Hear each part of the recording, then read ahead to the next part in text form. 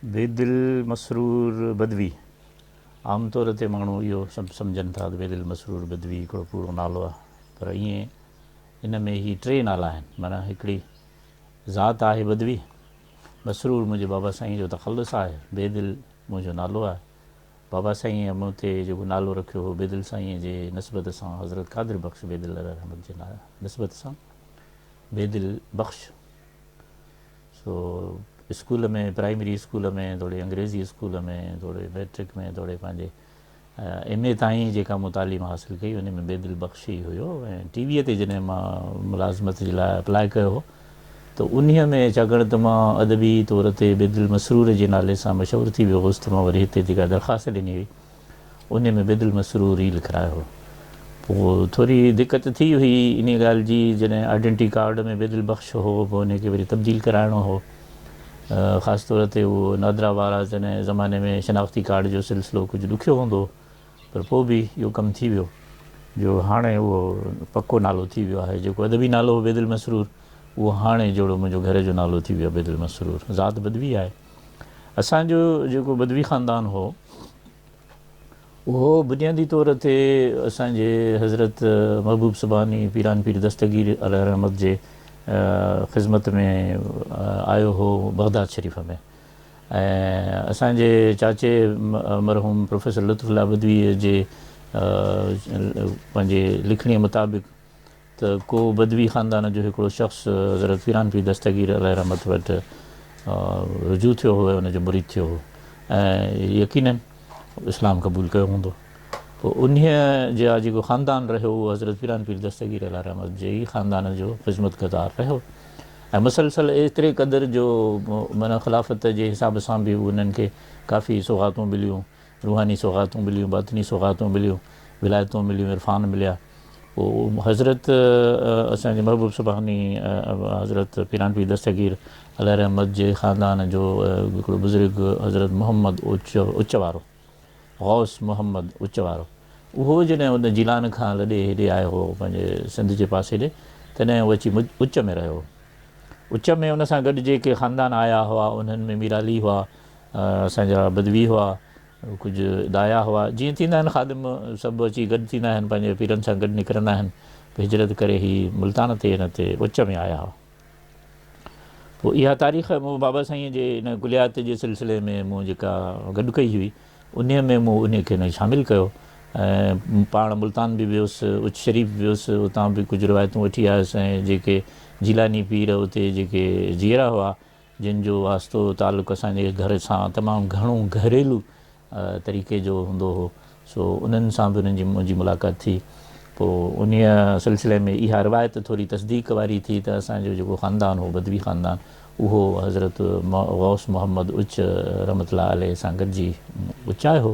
पोइ जॾहिं हज़रत मूसा पाक शहीद जी शहादत थी हुई त पोइ वरी इहो पंहिंजे हज़रत मूसा पाक शहीद जो बि पंहिंजो लाश खणी हेॾां मुल्तान में खणी आया हुआ। इन खां पोइ वरी असांजो इहो ख़ानदान बि उन्हनि सां गॾु आयो। पोइ वरी उन्हनि जा जेके बुज़ुर्गनि जा जेके पंहिंजे पीरनि जा जेके वरी ॿिया सिलसिला हुआ जेके शिकारपुर ताईं हलिया पिए ऐं उन में इहा ख़बर पई त हज़रत गंज बख़्श जिलानी रहमतुल्लाह अलैह जा वरी कुझु शिकारपुर में ख़ानदान मुरीद हुआ। पोइ असांजो ख़ानदान वारा जेके साईं जन सां गॾु ख़िदमत में हूंदा हुआ उहे बि शिकारपुर ईंदा हुआ। पोइ शिकारपुर आया। पोइ असांजो ॾाॾो जेको हो पहिरीं बि चवंदा त अहमद बदवी हो जेको असांजे हज़रत पीरान पीर दस्तगीर जे दस्तवैयत थियो हो। वरी जेको ही हज़रत पंहिंजे असांजे गंज बख़्श रहमतुल्लाह अलैह जे सिलसिले सां वरी हेॾे आया त उनजे ख़ानदान में हो हज़रत मियां अमीर शाह जीलानी।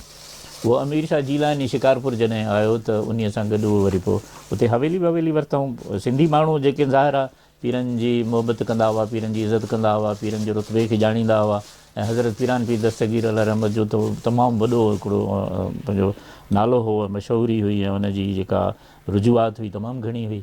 त असांजे शिकारपुर जा बि घणा ख़ानदान जेके उन्हनि जा मुरीद हूंदा हुआ ऐं ख़ासि तौर ते इहो शिकारपुर जो जॾहिं महरन ऐं दाऊद पुटनि जो जोड़ो थियो त उन में बि इहे जीलानी दरवेश हुआ जेके हिन विच में पिया हुआ ऐं हिन जे हज़रत इब्राहिम शाह जीलानी जेको जंहिंजी मज़ार हाणे लखीअ में आहे, लखी ग़ुलाम शाह, उन इहो फ़ैसिलो करायो हो उन शिकारपुर जे सिलसिले में। त असांजो ख़ानदान बि उते अची शिकारपुर रहियो। पोइ उन में असांजो जेको पहिरियों ॾाॾो जंहिंजी असांखे मिले थी तस्दीक मिले थी, जेका असांजे प्रोफेसर चाचा लुत्फ़ुल्लाह बदवी बि लिखी आहे, उहा आहे मोहम्मद बचल।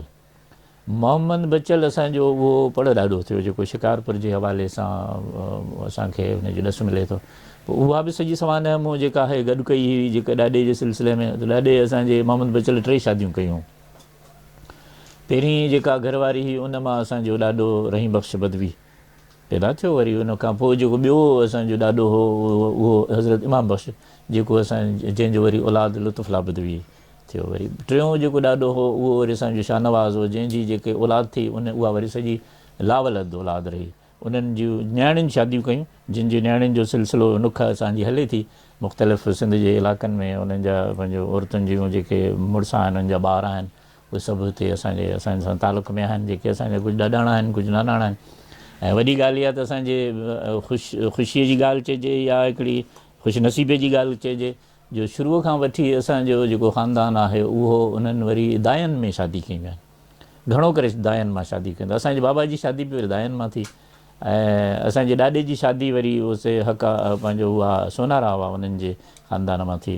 असांजी ॾाॾी जेका हुई उहा बि उहो सम्झो त तमामु सुहिणी बि हुई, पर हुन सां गॾु हुनजो मूं त न ॾिठी, पर जेके मूं ॻाल्हियूं ॿुधियूं हुनजूं, हुनजी सूंहं जूं या हुनजे कावड़ जूं या हुनजी उसूल परस्तीअ जूं, हुनजे उसूल पसंदीअ जूं, उहे तमामु घणियूं ॻाल्हियूं ॿुधियूंसीं। असांजी अम्मा ॿुधाईंदी, असांजी पुफी ॿुधाईंदी।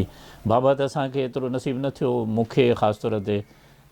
मां नंढो हुउसि 5 सालनि जो बाबा साईं जो विसाल थियो। सो इहो ख़ानदान शिकारपुर में लॻभॻि गुज़िरियल 2-2.5 सदियुनि खां उते शिकारपुर में रहे थो। ऐं पोइ उन ख़ानदान जे हिसाब सां जेका उन्हनि इल्म जी अदब जी जेका ख़िदमत कई, उहा त ज़ाहिर किताबुनि में आहे, ॼाणायल आहे, ऐं उहा केतिरे क़दुरु थियल आहे।